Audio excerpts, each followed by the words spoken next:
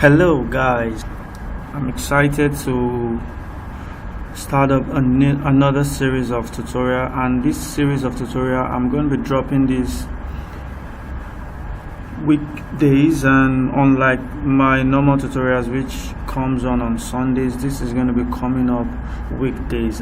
Alright, so today I'm going to talk about primitives in Cinema 4D, how to use primitives to create or to model stuff. So there are sometimes you will want to create some very basic shape or basic tools that you don't really need to go through the advanced process of modeling. Then you could actually make use of primitives to model those things. So we're going to be looking at some primitives. Now I don't have anything up here that I would want to create, but I am going to, as we move along, we're going to be looking at things we can create, just basic things like chairs, tables and all that. So how can we use primitives to create them? So without further ado, let's go into the tutorial and see what we can do.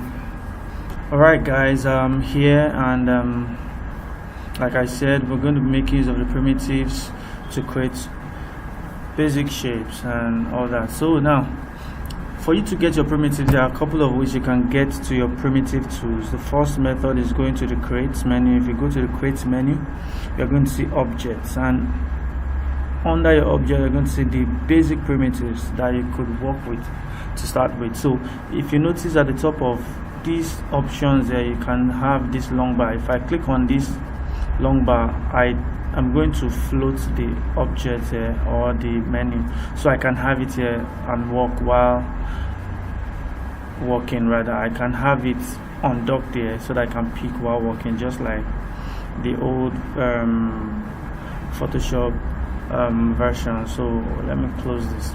Another way you can reach your primitive is by coming to this standard bar or quick access toolbar, like I call it.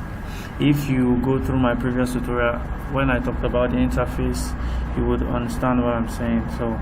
So if you click and hold down this, you also have the same tool that you got here. So if I release my mouse from here, I have it docked, so I can choose any of the primitives. So that is how you can. So let's look at the first primitive. You look at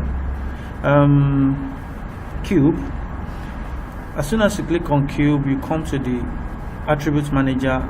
The attribute manager has some tabs here. You have the basic tab, you have the coordinate tab, you have the object tab, and the form tab. Now the basic tab gives you the basic information about an object that you have in the scene. So basic things like naming the object, what layer the object is on, talking about the state of the object, the visibility state of the object in the editor and the renderer. Now the editor is what we can see right here, and the renderer is when you render. So I'm not actually talking about the interface, so I'm going to skip all this. Then you go to the object tab, where you can change the transform of these objects. If I want to change the size, remember I said the green arrow is the x-axis, the blue is the z-axis, and the green is the y-axis. So if I'm to change the value of the x size, see what happens to that. So you can notice that. Then if I change for this, you can notice that, and if I change for z, you can notice that. Now talking about this segment is used to show the number of wires that makes up the shape. Now you can't see if I change this value right now because of the display mode we are currently in garage shading mode. So for me to visualize what I have added here, I will go to the display, then go to garage shading with lines, or I could just use the shortcut FNB. So if I click on this, you see the wire that makes up. So if I start changing this, you can start to see the effect on each of the axes. So I'm adding the segment on each of the axes, but I want everything to be one. So 1, 1, and 1, because this is actually used for modeling. If you want to model and you want to have more details and all that. Alright, so because I'm not modeling and I just want to do a primitive modeling, so to say, so I don't really need that segment. So I'm going to take this back to default. So for me to take this back to default, just right click on this arrow here. If I right click on it, it takes it back to the default. So I have that. So let's try and see what we can do with this. So if I'm to try to create a simple chair now, and I can, if you notice, each of these axes you have a yellow dot. Now that will allow me change the size. So if I don't want to come here and change the size, I can change it. So let me come down and bring the value up to 15, for instance. I'm trying to get to a whole number. Alright, so by the way, for you to tumble for the beginners, hold down your Alt key and your right and your left mouse, you orbit. If you hold down your Alt and your middle mouse, you pan, and if you hold down your Alt and your right mouse, you zoom in and zoom out. So alright, so we have this. Then this is 15, and if I'm to display my grid, you notice that this grid is at the center of this 15. So for me to move this grid, the grid is actually the ground level. So what is happening now is that this object, let me make this 20. I want the thickness to be 20. So what is happening now is that the base of this chair that I'm about to create is going in 10 units, 10 centimeters. So the base of the floor level is at the midpoint of the 20, which is the 10. So I want to move this thing up so that it is exactly on the floor. So what I'm going to do is I'll go to the coordinates, select the cube, go to coordinates, go to the y-axis. Don't forget y-axis, I'm going to change it positive 10. As soon as I do that, it jumps to the ground level. Alright, so that is for that. So I want to work on the other, so I'm going to hold down Control and drag this object so that I can have a copy, release from my mouse before I release from my control. So I'm going to have a copy of this object.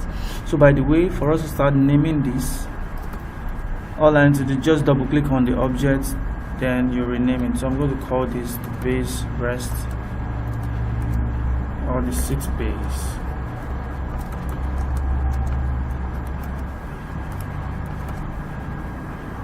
Okay, my spelling is so sit base. So we have that. So this other one that I copied, I want to make it the leg. So I'm going to call this leg. Alright, so the leg, I'm going to reduce this a bunch here. So let's go to the object tab. I think if I bring, let's look at the value we have here. And I think 30 should be alright. 30 here and along 30 also. If it's not too big, let's bring it down 25 and 25. Then for me to have a height, so I want the height to be big, so we should have a height of, let's say, 200. Now, so once we have this, I also need to bring this to the ground level. So don't forget, the grid is the ground level, so we have 200, 100 upward and 100 downward. So I'm going to select this, come to this, change it to 100 so that it is exactly on the ground. So if this from ground floor to this top is 200, that means this object, this other seat, I need to move it up. What you need? So let's try 200. But I'm sure I need another 10 value, because I know we are starting from this midpoint, so it ought to be 10. And the good thing about Cinema 4D is you can do arithmetic operation in this. So if I'm to add 10, say plus 10, it adds it together, and I don't have to start cracking my brain and all that. So for me to go to the top view, I'll hit my F2. It takes me to the top. Then I can select the leg, bring the leg somewhere here. Now I'm not working with precision, so I have the leg here. So there are a couple of ways I can copy this object. I can have a copy here, drag, copy here, but I don't want to stop working with this. I want to show you other ways so you can know the functionality of these other tools here. So I can use a symmetry to have a copy. So if I select symmetry and I drag this leg on the symmetry until I have a down arrow, then release my hand, what I've done is just to parent this leg to the symmetry. So now the symmetry object is now the parent of the leg. So it's just like I'm creating a relationship between them. Notice if I click on this, it is hidden because it is inside the symmetry. So the symmetry now is the parent while the leg is the child. So what does the symmetry do? It creates a copy and creates a mirror line or a mirror axis for you. Just imagine you are standing in front of a mirror. The distance you are away from the mirror line will be the same distance your image is going to be. So if you go to the symmetry and go to the object tab, I can choose a mirror plane. So the mirror plane I choose will determine where this object is going to be. So if I go to the perspective view using F1, go back to the perspective view.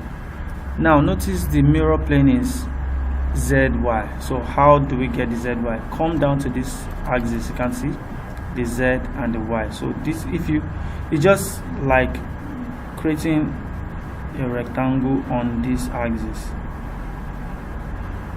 So that is now the mirror plane. So if you are standing here, your image is going to be here. If I make this my mirror plane, if I'm standing here, the other object is going to be under. So let's try and see what we're saying. If I make XY, what is now happening that this is now the mirror plane XY. So you are creating a rectangle somewhere here.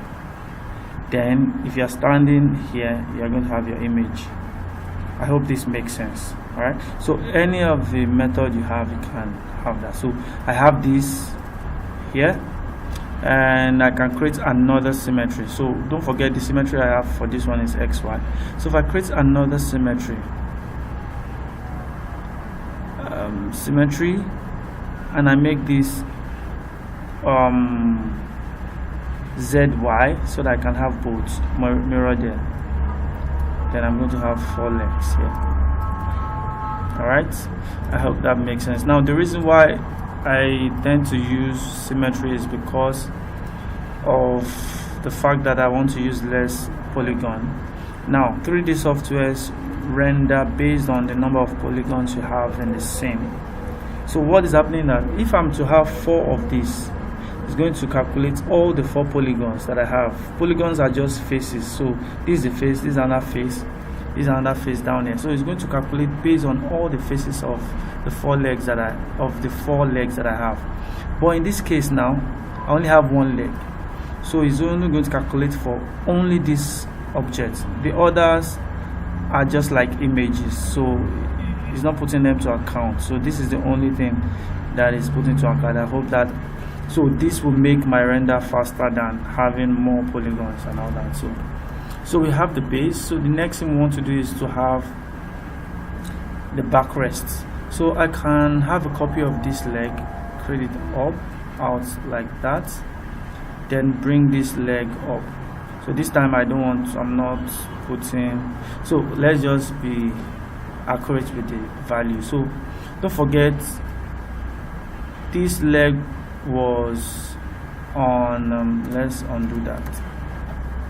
The position was 100 here. Right now it's 100, so I need to move it up another 210. So if I'm to add 210 to 100, so I should have 3. Okay. The total height for this is 200. Okay, so I need to half of this plus the total height that I have here, which is 220, I think. So let's say adding this to 220, if I am correct. Oh, did I no, I didn't add. So plus 220, I think I am correct. So if I'm to zoom in, I am exactly at that level. So we have that.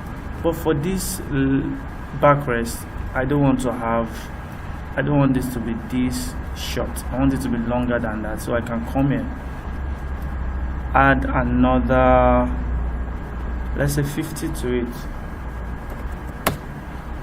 Sorry, plus 50. So for every value I add, I have to come to the coordinates and add half of it to it. So I've added 50 to it, so I need to add half of 50, which is 25, in order to have it at this position. Alright, okay, so we have that. So the next thing I'm going to do is, I don't want this, I want to also have a mirror of this object on the other end. So another way I can go about this is making use of what is called a cloner. Alright, so if I create a cloner and I put this leg as a child of the cloner, I'm going to have this object copy. Now notice what happened. It brings the object down here. So what I'm going to do, I'm going to undo this. I need to move the cloner to the same position. So I'll take the cloner as a child of this leg, go to the coordinates, zero all this position out. So I'll just right click to zero everything out. So I am here. Then I can take it out back. Then put the leg as a child of it. You can notice it is now here. So what I'm going to do to the cloner, what the cloner does, it also copies your object and arrange the copies in a particular mode. So it can, by default, is arranging it in a linear mode. So if and the linear mode that is arranging it is at what distance? 50 distance from the first. So now I'm having 3 counts of that object that I have 50 centimeter apart from their initial position. If I'm to increase this value, we're going to see what's happening. So what is happening now is, I'm having 3 of these objects exactly 278 from their position. So now what and it's taking that along the y-axis, so it's copying it along the y-axis, but I don't want it to copy on the y-axis. The first thing is, I only want 2, so I'm going to change this to 2. And the second thing is, I don't have the copy along the y-axis, I want to have a copy along the z-axis. So I'm going to zero out this y and go to the z and start to copy this. So let's make this, so let's look at a particular value we can have. Let's try 50. Okay, 200 is much. Let's say 180, or let's say 160. So what I'm trying to do now, I'm just doing a trial error, not really. So I think I should bring this back 150. I'm trying to look at the distance in between, so I think this is fine. So I have that, and notice that the color changes. That is based on the default value we have for the display. Now cloner has a default display value, so the display value comes up here, so we can decide to change the value and not have that display on. So display, if we have okay, sorry, I think it should be here if I am correct. I think we could just change the color to this color. So how I go about that is just go to the color, click on this eyedropper, just to sample. So I can sample this same color that I have here, then everything goes back to the same color we have. Then I think it's darker, quite darker. Display color, so we can bring this up a little bit. 40. Alright, so we're here. So I'm done with this part. So the next thing is, I want to create the backrest. So you can notice now that the geometry that I'm trying to create will determine what shape that I use here. Alright, so now I want to create the backrest. I'm still going to make use of a cube.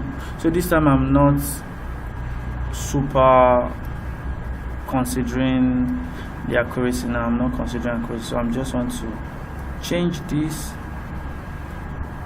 and bring it to the position I want it to be. So now this is shooting out, so I can drag this in a little bit so that it just intersects a little bit. So I have one here, I have another one here. So by the way, what I'm doing is I'm holding down Control and dragging up so that I can have a copy. So just bring this back up. Then we have this chair. So what I can do is for me to have, if you look at what we have here now, everything is, so let me rename this backrest,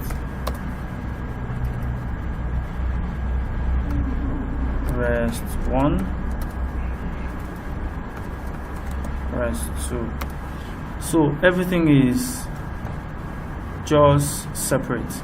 So I would want to translate all of them together. So what I do is we make use of null. This null is used to group objects together. So how we do that is just remember how I did this by parenting this. The thing about parenting is that whatever you parent to another object becomes a child and inherits some basic transform properties like rotating the parent. So if you rotate the parent, the child go with it. If you move the parent, the child goes. So if I'm to highlight everything here and drag them as a child of this null, and I close this, if I select this null, let me rename this and call it chair. If I select the chair and I notice everything is highlighted, if I move the null, notice everything goes here.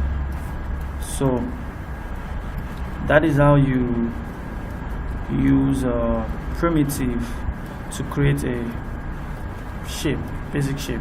So let me hide this, and I'm going to be fast with this now. So just making use of the same principle.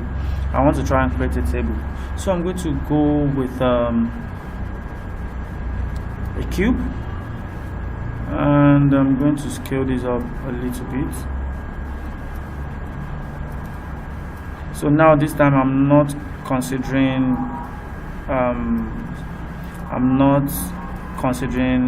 values, I'm just creating. So now for me to have a round edge here, I can select fillet, select the object, go to fillet, click on the fillet, then you're going to have a round edge. Yeah, so now the radius you have will determine how this is. So if you want the roundness to be little, you have a little radius, but I want the roundness to be a little bit like this. Yes. So I am going to bring this up. I'm going to bring that up, create another cube just for the leg. So I think I use 25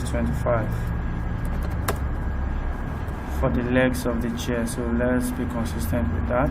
So let me go to the top view, F2, and I'm at the top view. I'm going to come here. Okay, so let's assume the kind of table I want is not that kind of. So I'm going to have a flat table that is up like this, then make it a little bit broader.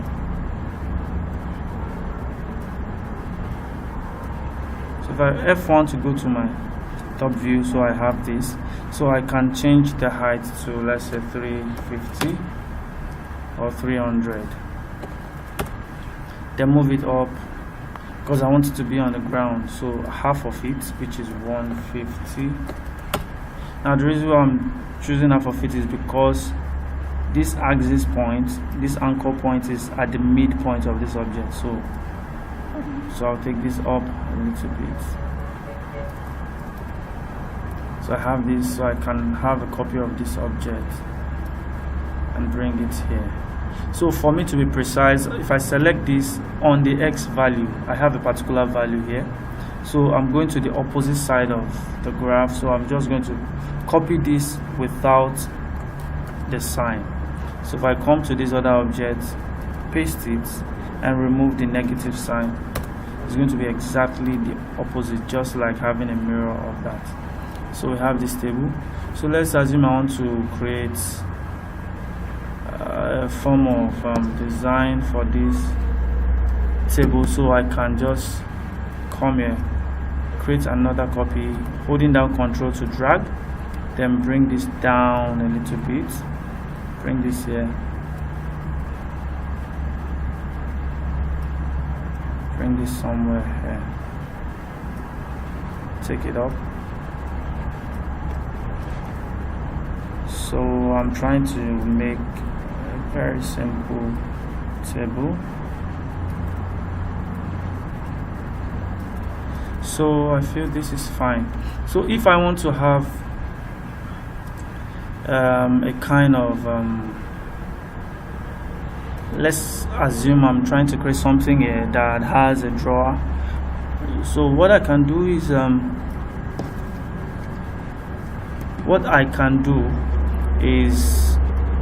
let's assume this is the back of this. I can create another one here and bring this down. So I'm going to just do one part of this place, and I'm going to call it a day for this tutorial. So bring this up here, come here, then create another one, bring it back. This time I'm going to take this in.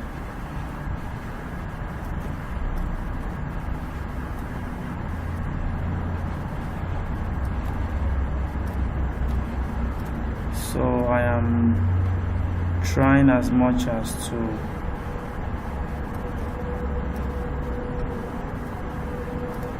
sorry about that. So by the way, when you are modeling, sometimes you will just need to concentrate on what you're working on in order to get the perfect shape. I hope it's not coming out. All right, so we have that. So for me to have the base, okay, let's bring this here a little bit. So for me to have the base, I could just make use of this also. Now spread this out, bring the top down, and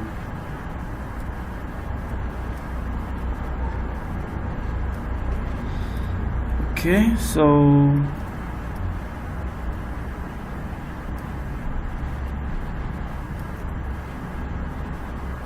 okay, I think I have this here. So we could just select everything. Okay, this is shooting out, it's not meant to be. So we could just select this, hold down shift, click on this, hold down shift, click on this, because I noticed this is coming out at this edge, so I want everything to move in. So we have this part. So what I can do is, for me to have the handle, I can use a sphere and a cylinder. So I'm trying to make use of this so that you can. So I'm going to rotate, R for rotate, hold down shift to constrain it 10 degrees, then reduce this a little bit and the height, then E for move. So I'm going to move this up here, bring it out. So I'm trying to create a handle holder for the drawer.